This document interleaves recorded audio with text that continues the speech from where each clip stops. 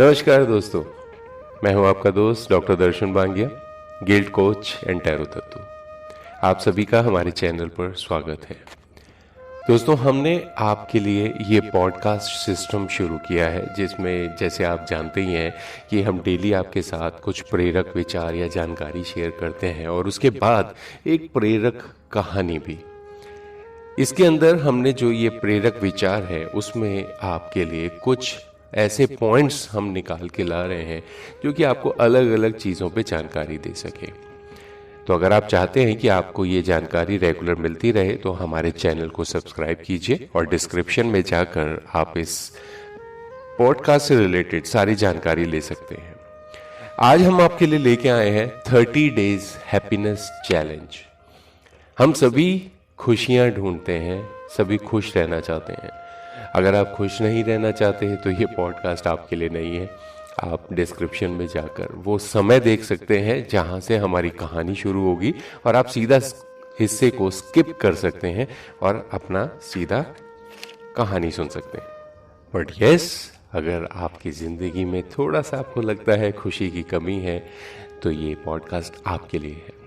और अगर खुशी है और उसे बढ़ाना चाहते हैं तो भी ये पॉडकास्ट आपके लिए है। और ये खुशी आपके अंदर है और आप चाहते हैं दुनिया तक बांटना, तो इसे आप ज़रूर अपने दोस्तों के साथ, अपने रिलेशंस में, अपने जानकार के साथ, अपने ग्रुप्स में ज़रूर शेयर कीजिएगा। हो सकता है आपकी एक छोटी सी ये मदद किसी की ज़िंदगी बदल दे। आज का जो हमारी पहली एक्टिविटी है उसे शुरू करने से पहले मैं आप सभी से रिक्वेस्ट करूंगा कि इसके अंदर छोटी छोटी एक्टिविटीज़ बताई गई हैं। हम खुशी ढूंढते हैं बड़ी चीज़ों में, जबकि खुशी छुपी होती है छोटी चीज़ों में। अपना बचपन याद कीजिए, जब आपको कोई भी एक टॉफ़ी मिलती थी या कोई भी एक चीज़ मिलती थी जो कि बहुत ही सस्ती, सुंदर, टिकाऊ होती थी और आप उसे लेकर खुश हो जाते थे। आज आपको बड़ी बड़ी चीज़ें मिलती हैं और खुशी का नामो निशान नहीं होता। ऐसा लगता है कि नहीं लगता? ज़रूर होगा। तो छोटी छोटी बातों में हमने खुशियाँ ढूंढनी है और इसके अंदर कुछ साइकोलॉजिकल रीज़न भी होते हैं। बट आप सिर्फ इन चीज़ों को समझिए और इन एक्टिविटीज़ को फॉलो कीजिए। तो फर्स्ट एक्टिविटी जो हैप्पीनेस चैलेंज में आपको लेनी है उसको आप एक बात और समझिएगा कि आपको रेगुलरली करनी है। इसमें से कुछ एक्टिविटीज़ ऐसी रहेंगी जो टाइम टू टाइम आप कीजिएगा ताकि आप अपनी ज़िंदगी में खुशी को लाएं और उसे रोक के रख सकें। तो पहली एक्टिविटी है अपने घर की जो आपकी चीज़ें रखी हुई हैं, लेट्स से बेड है, सोफ़ा है, फ्रिज है, जो भी चीज़ें हैं, थोड़ा सा उनका सिस्टम बदलिए। घर के अंदर कुछ चेंज लेके आइए, थोड़ा सा शफल कीजिए चीज़ों को। और अपने घर में जहाँ पर आप सोते हैं उसकी बेडशीट को चेंज कीजिए और उसे बिल्कुल न्यू बेडशीट अगर आपके पास है तो उसे लगाइए। जब आप रेगुलरली अपने घर की चीज़ों को शफल करते रहते हैं, उनकी जगह को बदलते रहते हैं, तो इससे आपको कुछ नयापन मिलता है। और जब नयापन मिलता है तो अजीब सी दिल के अंदर खुशी होती है। कुछ अलग होने पर हमेशा अच्छा ही लगता है।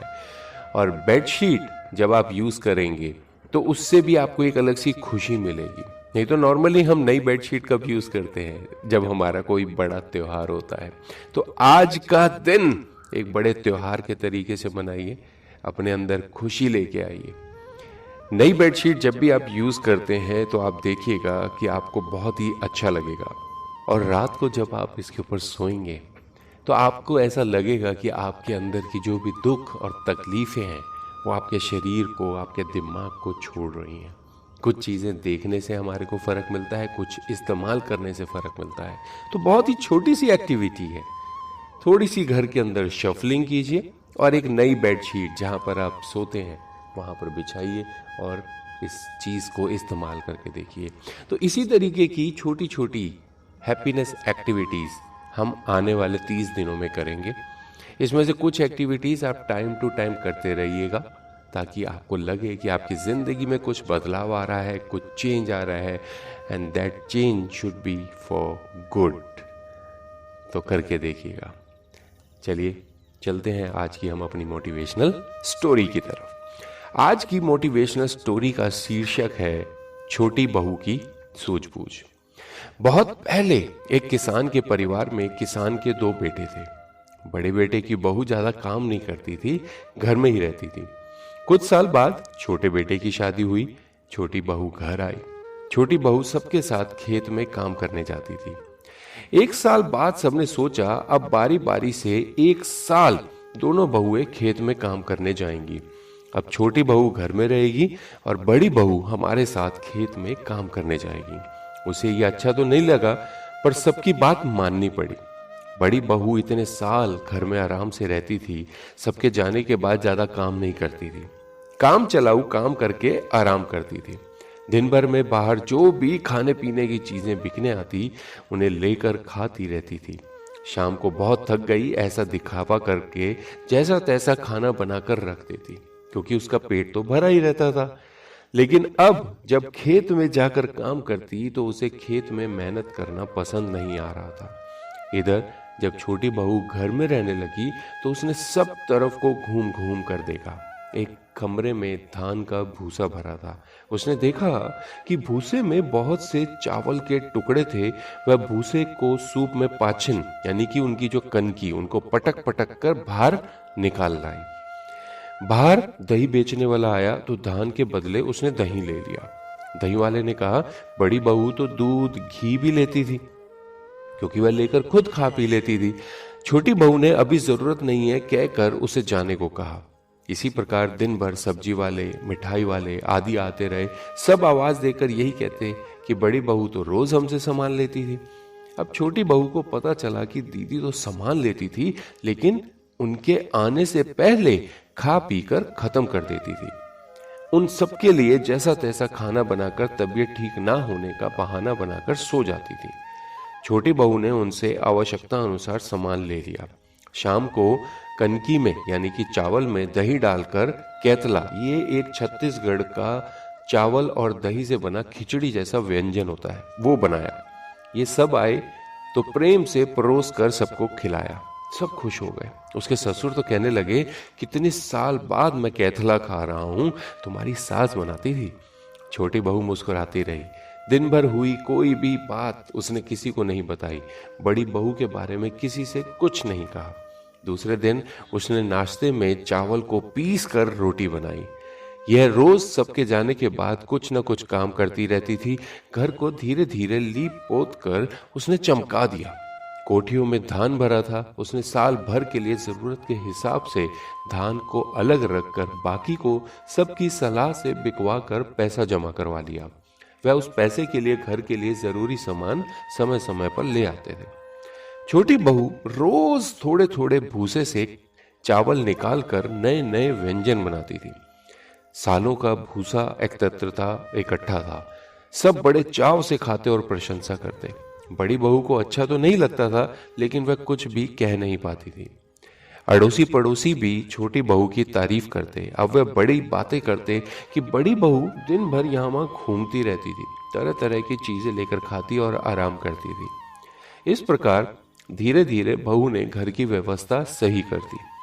उसने ससुर जी के लिए धान के बेचने से जो पैसे मिले उनसे एक दुकान खुलवा दी, क्योंकि उनकी उम्र भी अब मेहनत करने की नहीं थी, खेतों में जाने की नहीं थी।